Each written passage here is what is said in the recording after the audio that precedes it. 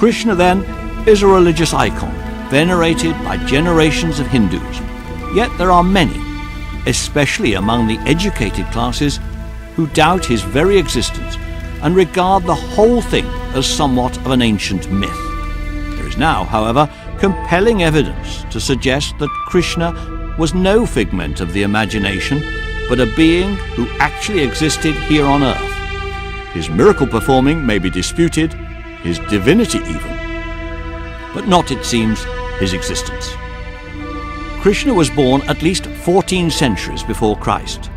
Estimates of his actual birth vary from 14 centuries to 57 centuries BC. The Bhagavad Gita declares that Krishna is not just any god, but the Lord God, who descended on earth to protect the saints, annihilate the wicked, and to establish righteousness.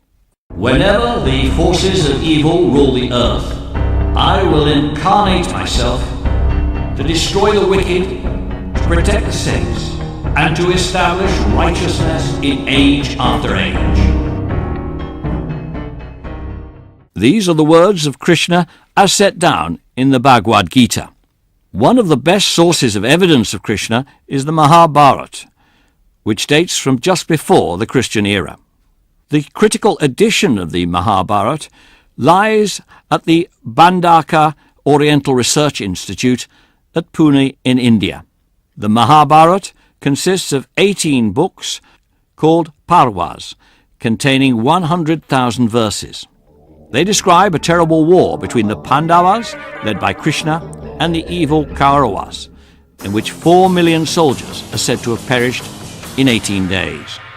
The 100,000 Sanskrit verses of the Mahabharata were painstakingly transcribed from the Shada Codex by Dr. Suktankar and his team of scholars. But could such a war have taken place so long ago? And did Krishna really exist? Some of the key sites referred to in the Mahabharata are Hastinapur, the capital, Kurukshetra, where the war was fought, and Indraprastha, or Delhi as it is now called. Dr. Lal is probably India's best-known archaeologist who excavated Hastinapur over 60 years ago. Two extremely divergent views about the historicity of the Mahabharata. According to one view, everything mentioned in the text is true to the very letter. Another view holds that it is the figment of the imagination of a poet called Vyas or many poets. Actually, all this confusion is because the text is not contemporary with the event. That an advanced civilization did exist, at least as long ago as 1500 BC, is borne out by the discovery of various artifacts and a planned town by Dr. Lal and his team. Various artifacts, including earthenware, spearheads, and dice for gambling, were found at Hastinapur. Evidence of a great flood that destroyed Hastinapur was also found, which caused the capital to be shifted to Kausambi, as narrated in the epic. So, there are two very divergent views about the Mahabharata. One, that it is historically and factually accurate. The other, that it is pure fiction. Rajesh Purohit is one of the foremost authorities on the subject. To understand the authenticity of what has been narrated in the Mahabharata, we made an exploration of the data that we have pertaining to the river Saraswati, which is again a controversial river, because most of the scholars they believe that it was a mythical river. Interestingly, the data that we have today, it tells that it was a mighty river, virtually existed and produced a mighty civilization. We are coming across with both on the banks of river Saraswati on the north as well as on the south, the southern river, the Drishadvati river, antiquities almost pertaining to the time of Indus Valley civilization as well as pre-Indus Valley civilization. If you take the river's journey from the Himalaya to the Kutch or to the Arabian Sea, the journey is almost 1600 kilometers, and you are having 1200 archaeological sites all along the Saraswati. So these are important data which gives you an insight that you think twice before you say that Mahabharata is a myth. In the years 1860 to 1870, Sir Alexander Cunningham, the first Surveyor General, explored Kurukshetra and identified 4 cardinal points, setting out the boundaries of Kurukshetra, where 4 yakshas were enshrined in the past, which were the guardian deities to protect the Holy Land.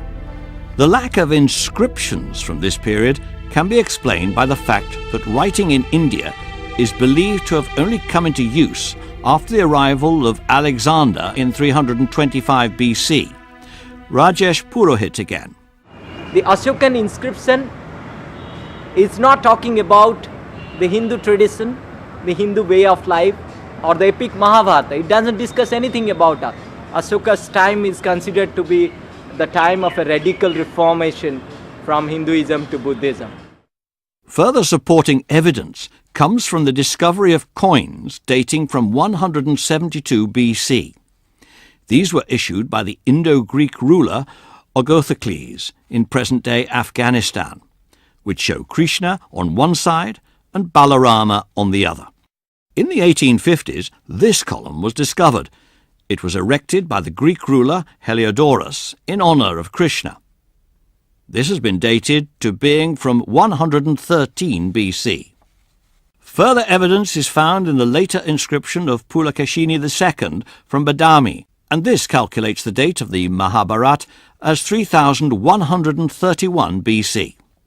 It is, however, the oral and living traditions in India which have preserved the Mahabharata for posterity in the original Sanskrit. This oral tradition of India is echoed by these ladies from Sukori, who are chanting the 1,000 names of Vishnu from the book of the Mahabharata in the original Sanskrit. Rajesh Purohit had this to say.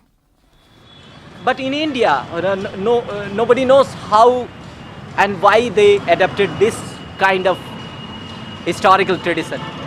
But I can say this much, because of this historical tradition of Shruti and Smriti, India could preserve a history which is living in nature, and where you do not require any kind of evidence more than the living evidences that you have.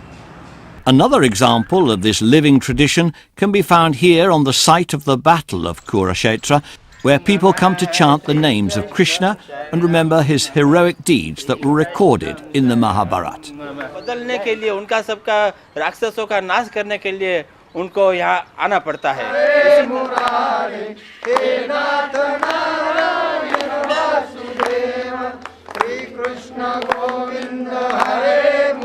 Legend even holds that this banyan tree was witness to the knowledge imparted by Krishna on the battlefield. Hundreds of miles away, the living tradition of India is reflected by these Hindus, who remember the Ganges River every sunset as a giver of life and a destroyer of sins, and worship it at Varanasi as part of their daily prayers, as they have done for thousands of years. In the blazing heat of the Indian summer, the yogi Shivnath performs remarkable acts of penance in honour of Krishna. Shivnath has decided to forego the pleasures of mundane life and come into the fold of sadhus. Shivnath's ancestors have done similar penances here. Traditionally, this has always been considered as the place which belonged to one of the heroes of the battle called Karan, as told in the Mahabharata.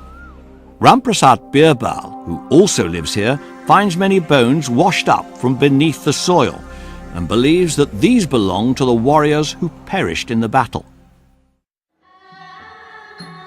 This Hindu tradition extends across the whole of Southeast Asia, from Thailand, Cambodia and Laos, right up to Java, Bali and Indonesia.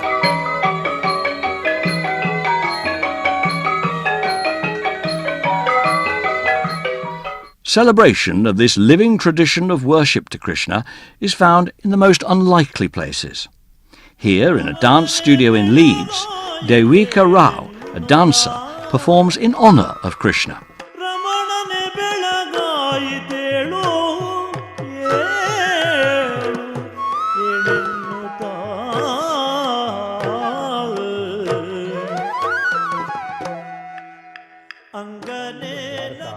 Cannot be post-Mauryan S.R. Rao events. is India's foremost marine archaeologist.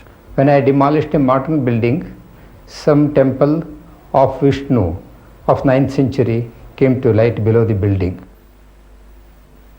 This prompted me to take further deeper excavation, and ultimately I came across a 15th century BC settlement. The Mahabharata document describes a beautiful city called Dwarka that was built by Krishna and is said to have been devoured by the sea. Modern-day Dwarka lies off the western coast of Gujarat, and even today people there celebrate the living tradition of Krishna worship. But what about Krishna's legendary city?